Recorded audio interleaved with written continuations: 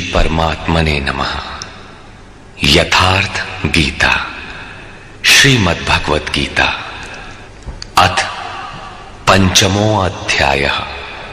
अध्याय 3 में अर्जुन ने प्रश्न रखा था कि भगवान, जब ज्ञान योग आपको श्रेष्ठ मान्य है तो आप मुझे भयंकर कर्मों में क्यों लगाते हैं?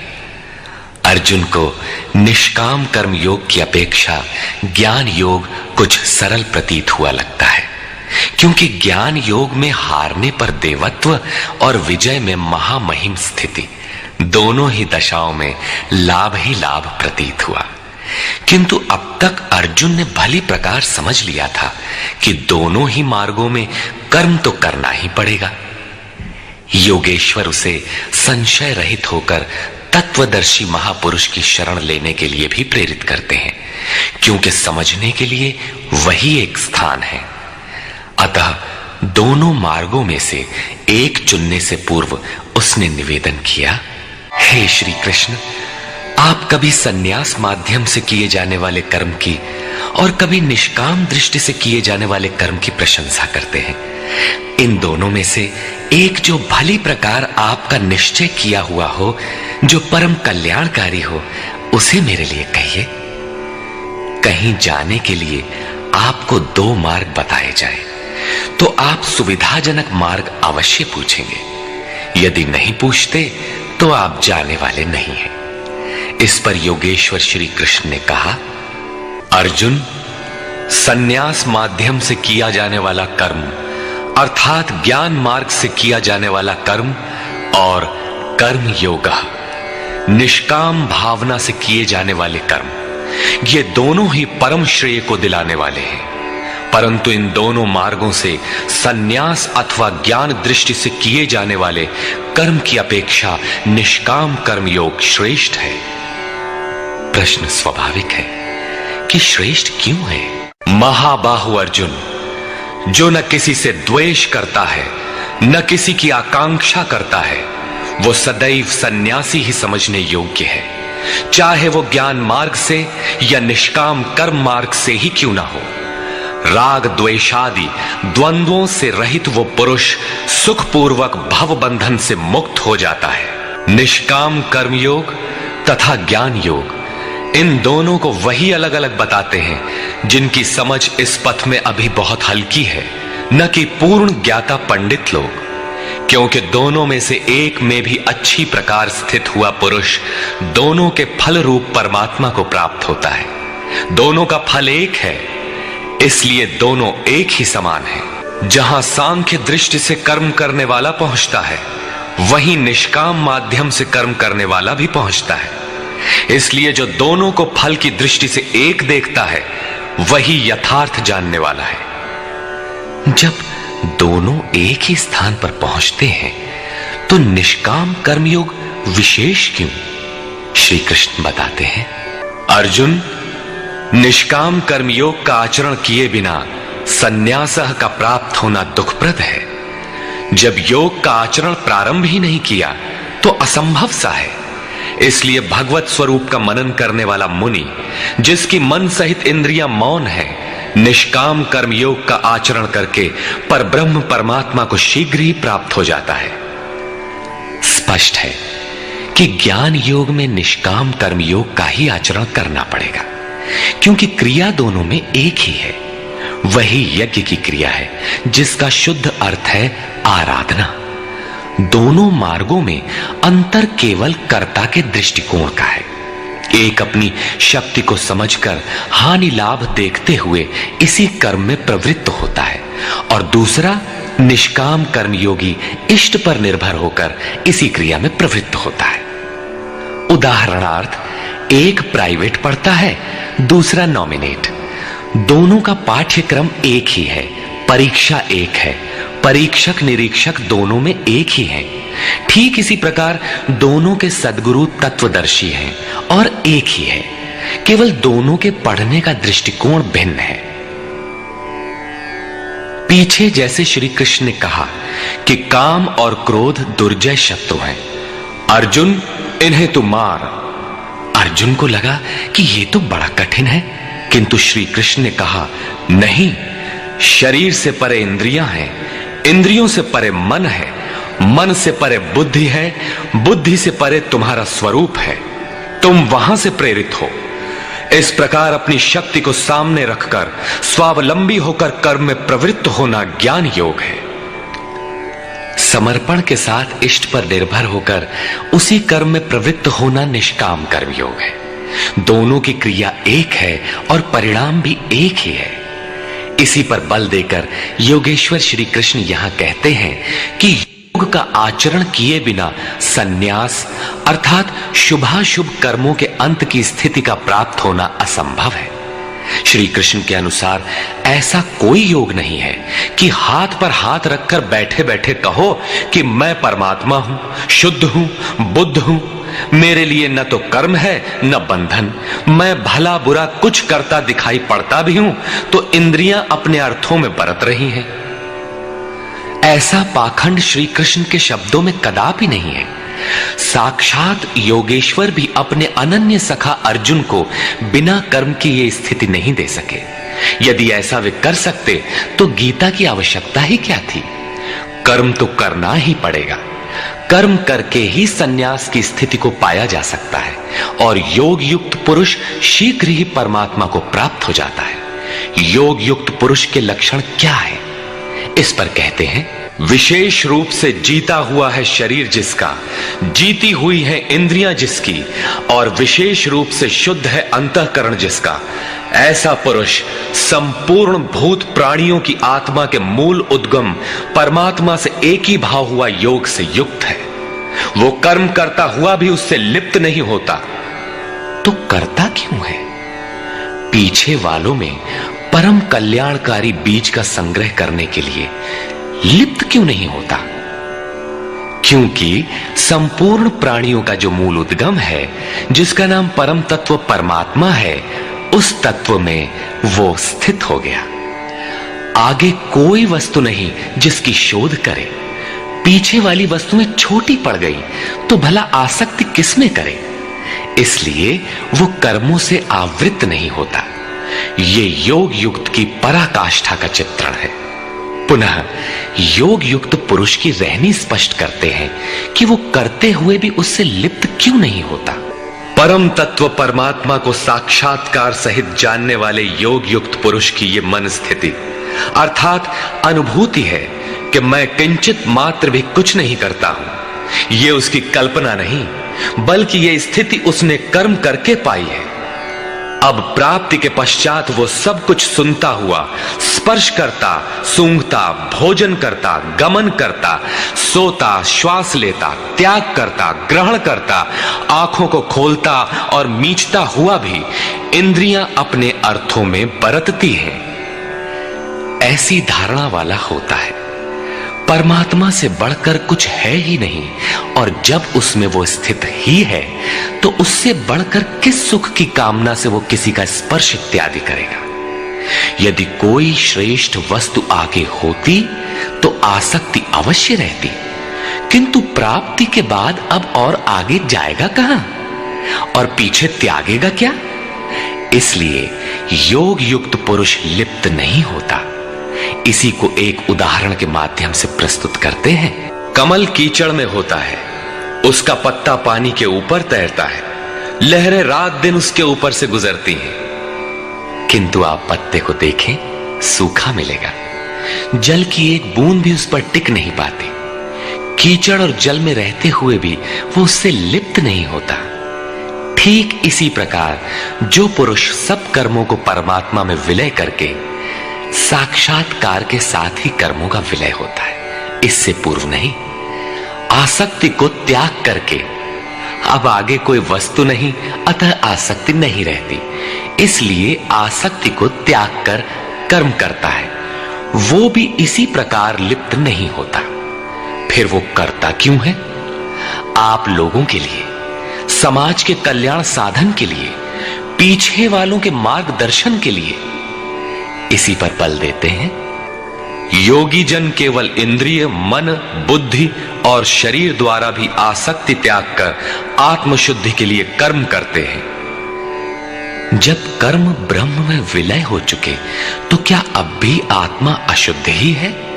नहीं, वे सर्वभूतात्म भूतात्मा हो चुके हैं। संपूर्ण प्राणियों में वे अपनी ही आत्मा का प्रसार पाते हैं। उन समस्त आत्माओं की शुद्धि के लिए, आप सबका मार्गदर्शन करने के लिए वे कर्म में बरतते हैं। शरीर, मन, बुद्धि तथा केवल इंद्रियों से वो कर्म करता है। स्वरूप से वो कुछ भी नहीं करता, स्थिर है। बाहर से वो सक्रिय दिखाई देता है, किंतु भीतर उसमें असीम शांति है। रस्सी जल चुकी, मात्र ऐंठन आकार शेष है, जिससे बंध नहीं सकता। योग युक्त अर्थात योग के परिणाम को प्राप्त पुरुष जो सब प्राणियों के आत्मा के मूल परमात्मा में स्थित है, ऐसा योगी कर्म के फल को त्याग कर, कर्मों का फल परमात्मा उससे भिन्न नहीं है, इसलिए अब कर्म फल को त्याग कर नैष्ठिकीम शांतिम आपनोति, शांति की अंतिम अवस्था को प्राप्त होता है, जिसके आगे कोई शांति शेष नहीं है, जिसके पश्चात वो कभी अशांत नहीं होता। किंतु अयुक्त पुरुष जो योग के परिणाम से युक्त नहीं है, अभी रास्ते में है, ऐसा पुरुष फल में आसक्त हुआ। फल है परमात्मा, उसमें उसका आसक्त होना आवश्यक है। इसलिए फल में आसक्त होने पर भी काम कारेण निबध्यते, कामना करके बंध जाता है, अर्थात पूर्ति पर्यंत कामनाएं जागृत होती है। अतः साधक को पूर्ति पर्यंत सावधान रहना चाहिए। महाराज जी कहा करें, हो तनिको हम अलग, भगवान अलग है, तो माया कामयाब हो सकती है। कल ही प्राप्ति होनी हो, किंतु आज तो वो अज्ञानी ही है। अतः पूर्ति पर्यंत साधक को असावधान नहीं होना चाहिए। इसी पर आगे देखें, जो संपूर्ण रूप से स्ववश है, जो शरीर, मन, बुद्धि और प्रकृति से परे स्वयं में स्थित है, ऐसा वशी पुरुष निसंदेह न कुछ करता है न कराता है। पीछे वालों से कराना भी उसकी आंतरिक शांति का स्पर्श नहीं कर पाता। ऐसा स्वरूपस्थ पुरुष शब्दादि विषयों को उपलब्ध कराने वाले 9 द्वारों, 2 कान, 2 नेत्र, 2 नासिका छिद्र, 1 मुख, उपस्थ एवं पायु वाले शरीर रूपी घर में सब कर्मों को मन से त्याग कर स्वरूपानंद में ही स्थित रहता है। यथार्थतः वो न कुछ करता है और न कराता है। इसी को पुनः श्री कृष्ण दूसरे शब्दों में कहते हैं कि वो प्रभु न करता है न कराता है। सद्गुरु, भगवान, प्रभु, स्वरूपस्थ, महापुरुष, युक्त इत्यादि एक दूसरे के पर्याय हैं। अलग से कोई भगवान कुछ करने नहीं आता। वो जब करता है तो इन्हीं स्वरूपस्थ इष्ट के माध्यम से कराता है। महापुरुष के लिए शरीर मकान मात्र है। अतः परमात्मा का करना और महापुरुष का करना एक ही बात है, क्योंकि वो उनके द्वारा है। वस्तुतः वो पुरुष करते हुए भी कुछ नहीं करता। इसी पर अगला श्लोक देखें। वो प्रभु न तो भूत प्राणियों के कर्तापन को, न कर्मों को और न कर्म फलों का संयोग ही बैठाता है, बल्कि स्वभाव में स्थित प्रकृति के दबाव के अनुसार ही सभी बरतते हैं। जैसी जिसकी प्रकृति सात्विक, राजसी अथवा तामसी है, उसी स्तर से वो बरतता है। प्रकृति तो लंबी चौड़ी है, लेकिन आपके ऊपर उतना ही प्रभाव डाल पाती है जितना आपका स्वभाव विकृत अथवा विकसित है।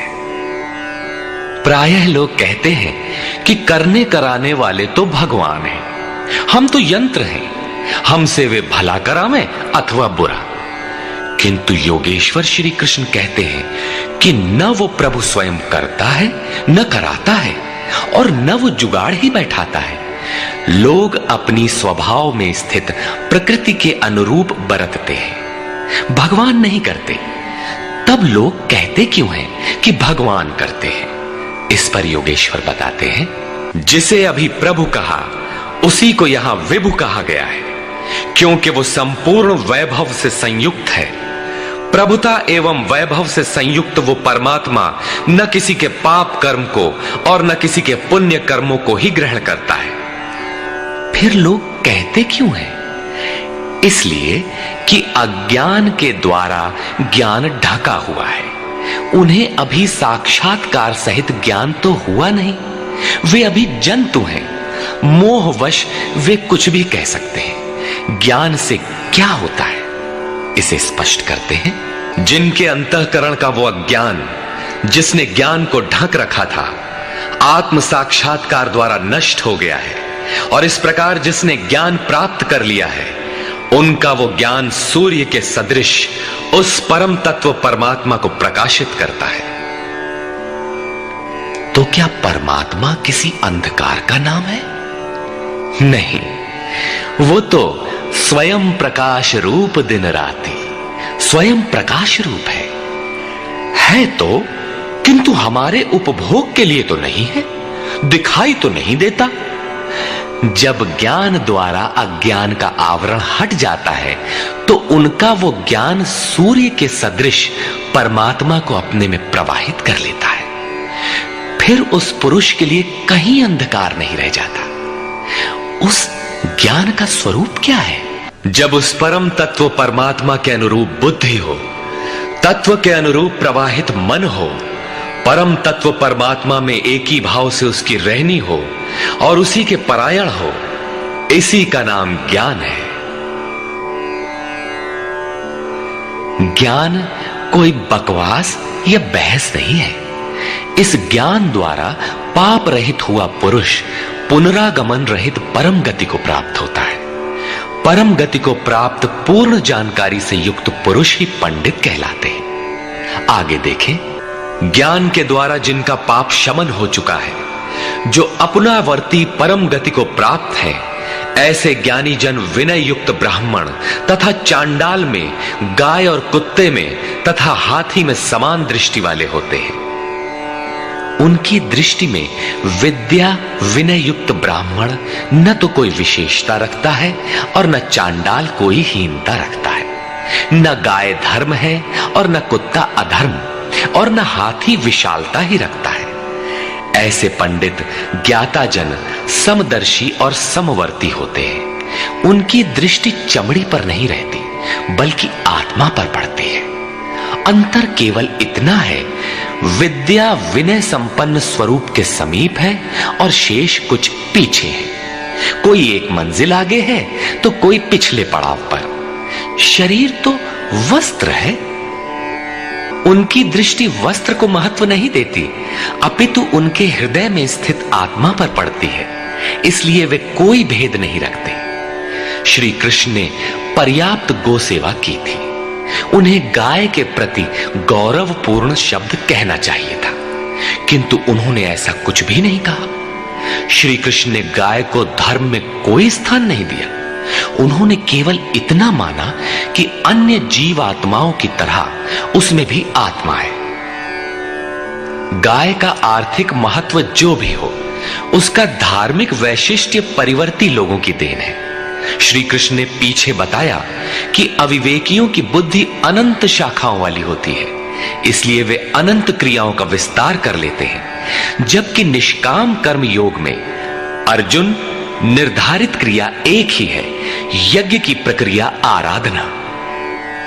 अपुनरावृत्ति वाला ऐसा महापुरुष उस विद्या विनय संपन्न ब्राह्मण, चांडाल, कुत्ते, हाथी और गाय सब पर समान दृष्टि वाला होता है, क्योंकि उसकी दृष्टि हृदय स्थित आत्म स्वरूप पर पड़ती है। ऐसे महापुरुष को परम गति में क्या मिला है और कैसे, इस पर प्रकाश डालते हुए योगेश्वर श्री कृष्ण बताते हैं। उन पुरुषों द्वारा जीवित अवस्था में ही संपूर्ण संसार जीत लिया गया, जिनका मन समत्व में स्थित है। मन के समत्व का संसार जीतने से क्या संबंध? संसार मिट ही गया तो वो पुरुष रहा कहां? श्री कृष्ण कहते हैं, निर्दोषम हि समम ब्रह्म। वो ब्रह्म निर्दोष और सम है। इधर उनका मन भी निर्दोष और सम स्थिति वाला हो गया। तस्मात् ब्रह्मणि ते स्थिताः, इसलिए वो ब्रह्म में स्थित हो जाता है। इसी का नाम अपुनरावर्ती परम गति है। ये कब मिलता है? जब संसार रूपी शत्रु जीतने में आ जाए।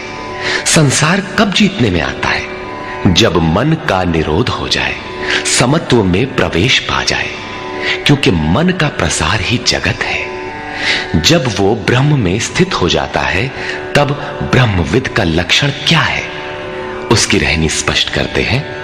उसका कोई प्रिय अप्रिय होता नहीं, इसलिए जिसे लोग प्रिय समझते हैं उसे पाकर वो हर्षित नहीं होता, और जिसे लोग अप्रिय समझते हैं, जैसा धर्मावलंबी चिन्ह लगाते हैं, उसे पाकर वो उद्वेगवान नहीं होता है।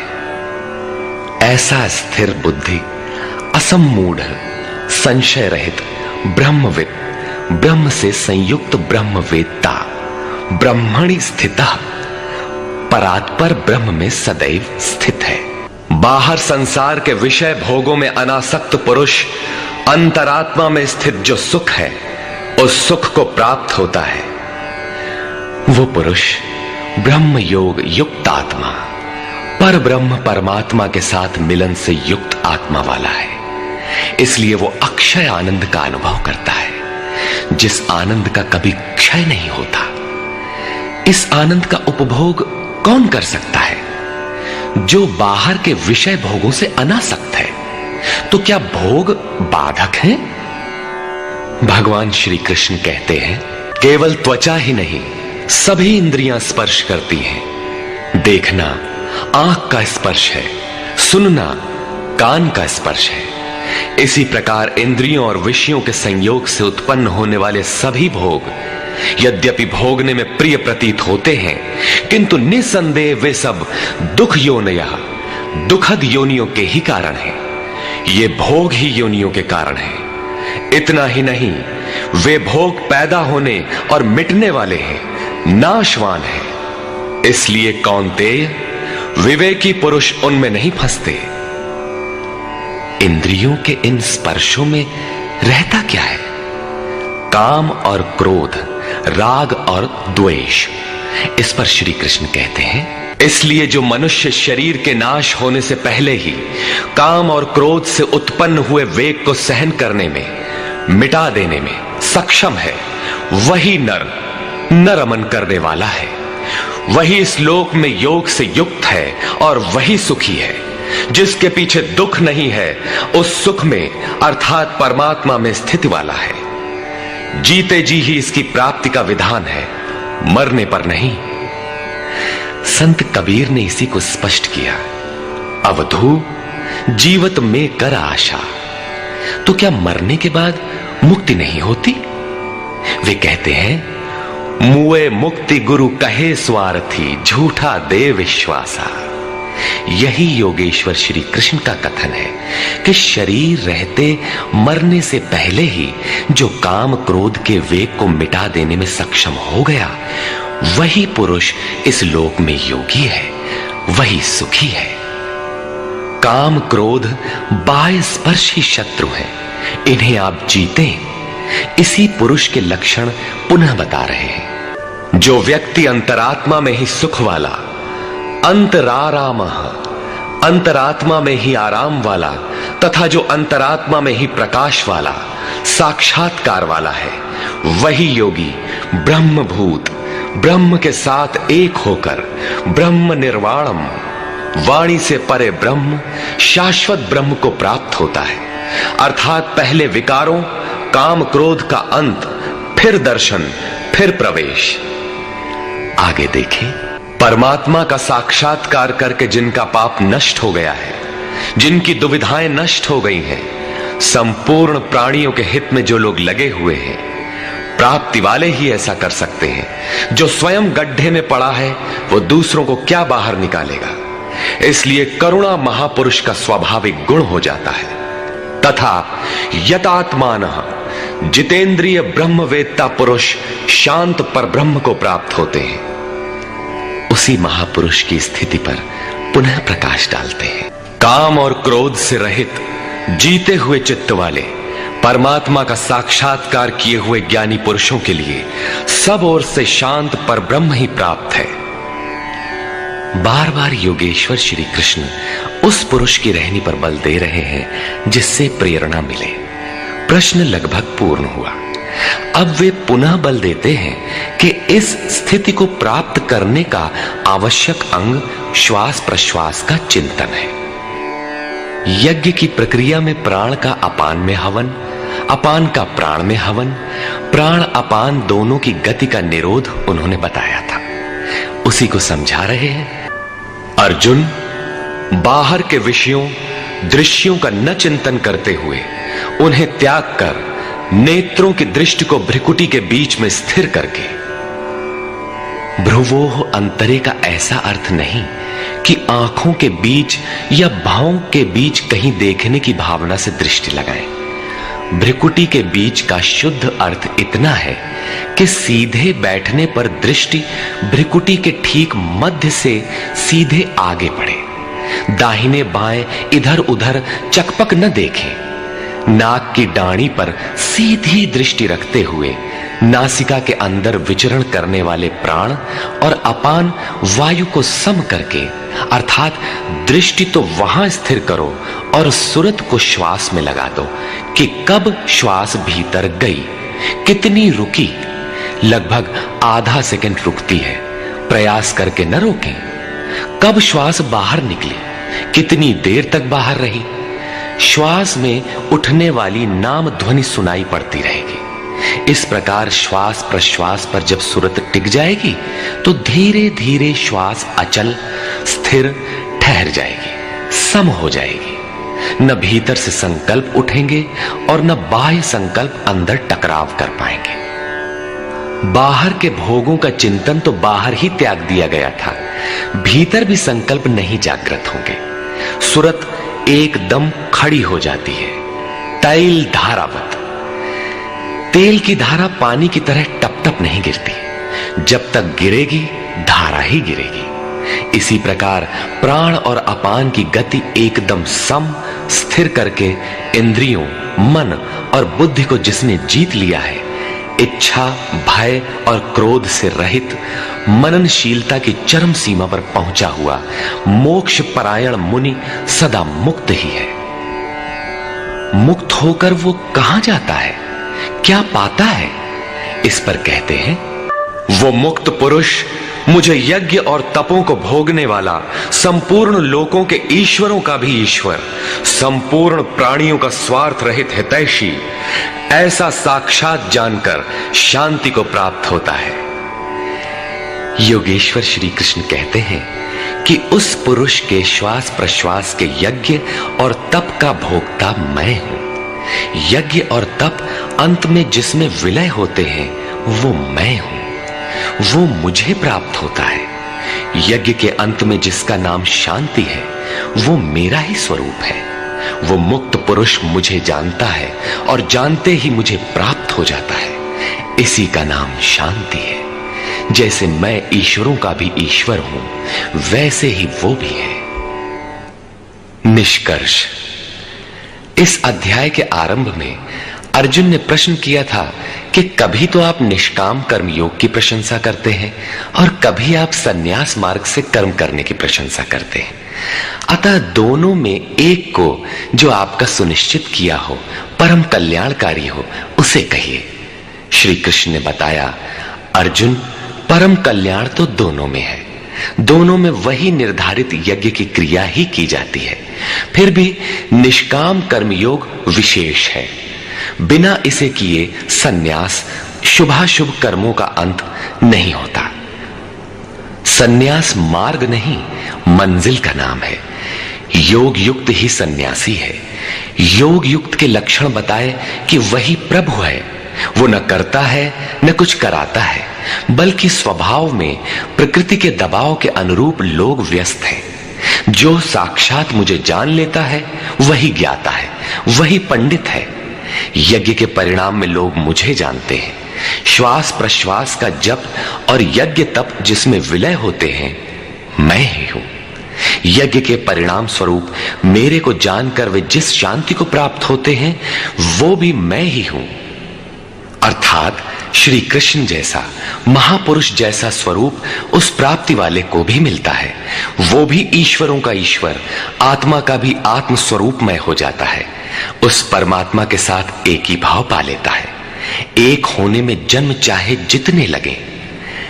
इस अध्याय में स्पष्ट किया कि यज्ञ तपों का भोक्ता महापुरुषों के भी अंदर रहने वाली शक्ति महेश्वर है। अतः ओम तत्सदिति श्रीमद्भगवद्गीता सूपनिषत्सु ब्रह्म विद्यायाम योग शास्त्रे श्री कृष्णार्जुन संवादे यज्ञ भोक्ता महापुरुषस्त महेश्वरः नाम पंचमोऽध्यायः। इस प्रकार स्वामी अड़गड़ानंद कृत श्रीमद् भगवद गीता के भाष्य यथार्थ गीता का 5वां अध्याय पूर्ण होता है। हरि ओम।